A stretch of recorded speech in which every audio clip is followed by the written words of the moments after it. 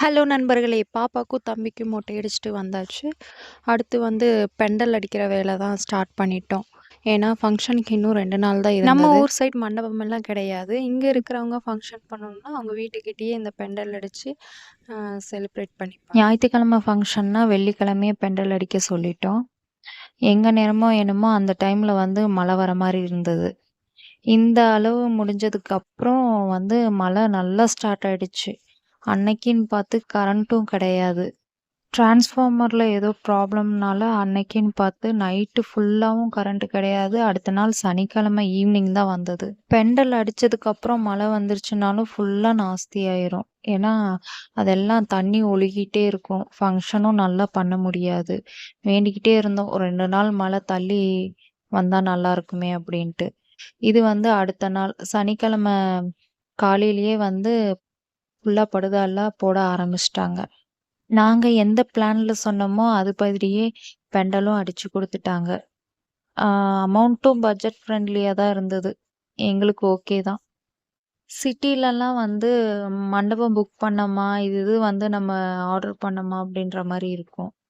ஆனா, இங்க ஒவ்வொரு விஷயம் வந்து நம்மளே இறங்கி பார்த்து பார்த்து செய்ற ஒரு சூழ்நிலை தான்.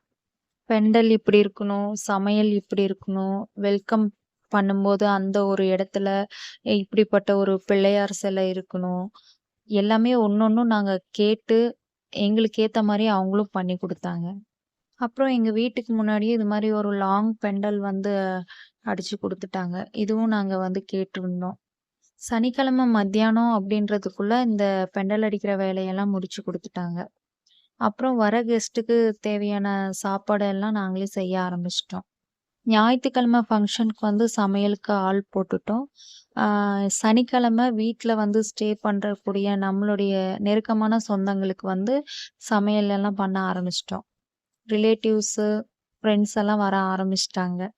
ரொம்ப தூரத்துல இருந்து வரக்கூடிய ரிலேட்டிவ்ஸ்க்கு வந்து நாங்களே ஃபுட்டெல்லாம் வந்து பண்ணி வச்சுட்டோம்.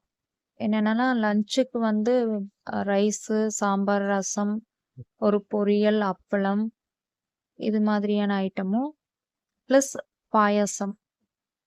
டின்னருக்கும் அடுத்த நாள் டிஃபனுக்கும் வந்து இட்லி அது மாதிரி செஞ்சுக்கலாம் அப்படின்னு பிளான் பண்ணியிருந்தோம். அதுக்கு தேவையான அரிசி, உளுந்தெல்லாம் ஃபர்ஸ்ட்டே ஊற போட்டிருந்தோம். நான் ஆல்ரெடி சொன்ன மாதிரி அன்னைக்கு கரண்ட் கிடையாது. ஜென்செட் வர வச்சு அதில வந்து கிரைண்டர் கனெக்ட் பண்ணி மாவு அரைச்சிட்டு இருந்தாங்க. என் ஹஸ்பண்டும் அவங்களுடைய ஃப்ரெண்ட்ஸும் எல்லாம் சேர்ந்து. மதியானம் 2 மணி அப்படி வந்து லஞ்ச் ரெடி ஆயிடுச்சு. எல்லாரும் ஒரு இடத்துல உட்காந்து பேசிட்டு இருந்தாங்க. அவங்களெல்லாம் லஞ்சுக்கு கூப்பிட்டு சாப்பாடு போட ஆரம்பிச்சுட்டோம்.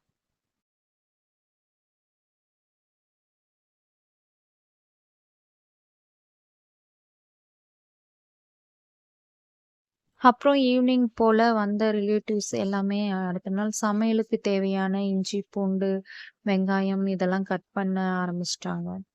எல்லா வேலையும் செஞ்சு முடிக்கிறதுக்கு நைட் ஆயிடுச்சு. இந்த கேப்லயே வந்து நைட்டுக்கு தேவையான டின்னர் என்னென்னன்னா, இட்லி, சட்னி, சாம்பார் இதெல்லாம் பண்ணி முடிச்சுட்டோம். நம்ம வீடு காம்பேக்ட்டா இருக்கிறதுனால அதிக பேர் தங்க முடியாது. அதனாலேயே வெளியூர்லேருந்து வந்தவங்களுக்கு வந்து பக்கத்துல இருக்கிற ஒரு ஹோட்டல்ல ரூம் புக் பண்ணிட்டோம்.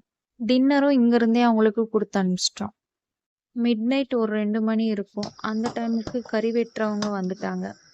அடுத்த நாள் பிரியாணிக்கு தேவையான கறியெல்லாம் வெட்ட ஸ்டார்ட் பண்ணிட்டாங்க. ஃபைனலா பெண்டலோடைய இன்டீரியர் லுக் இப்படிதான் இருந்தது. எங்க மனசுக்கு ரொம்பவே பிடிச்சிருந்தது. கடவுள் புண்ணியத்துல அன்னைக்கு மழையும் இல்ல. அடுத்தடுத்த வீடியோஸ்ல காதுகுத்து ஃபங்ஷன் எப்படியெல்லாம் செஞ்சோம், சீஃப் கெஸ்ட்டா யாரு வந்திருந்தாங்க அப்படிங்கிறத ஷேர் பண்றேன்.